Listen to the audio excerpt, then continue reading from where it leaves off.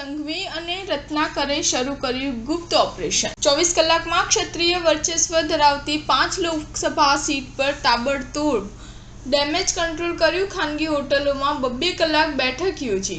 રાજકોટ લોકસભા બેઠકના ભાજપના ઉમેદવાર પરસોત્તમ રૂપાલાએ કરેલી ટિપ્પણી સામે રાજ્યભરમાં ક્ષત્રિયોએ આંદોલન શરૂ કર્યું છે અને આંદોલનની વ્યાપકતા વધી રહી છે। માત્ર એટલું જ નહીં, ક્ષત્રિયોએ બોયકોટ ભાજપ અભિયાન શરૂ કર્યું છે, જેને પગલે રાજપૂત સમાજની મહિલાઓએ જામનગરમાં હાથમાં પોસ્ટર રાખી સૂત્રોચ્ચાર કરી વિરોધ નોંધાવ્યો હતો।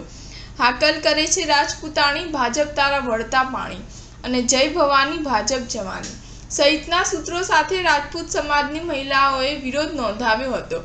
ક્ષત્રિયોના આ આંદોલનને પગલે ગૃહ રાજ્યમંત્રી એક્ટિવ થઈ ગયા છે અને રવિવારે એટલે કે 21 એપ્રિલે હર્ષ સંઘવી અને ગુજરાત પ્રદેશ ભાજપ સંગઠન મહામંત્રી રત્નાકર રાજકોટ પહોંચ્યા હતા અને ભાજપમાં રહેલા ક્ષત્રિય આગેવાનો સાથે બેઠક પણ કરી હતી। ત્યારબાદ 22 એપ્રિલે તેઓ ભાવનગર અને જામનગરની મુલાકાતે પહોંચ્યા હતા। આમ ક્ષત્રિયનું વર્ચસ્વ વધારવા વિસ્તારોની તાબડતોબ મુલાકાતો લઈ હર્ષ સંઘવી ડેમેજ કંટ્રોલ કરવા માટે ગુપચુપ રીતે નવું જ ઓપરેશન શરૂ કર્યું છે।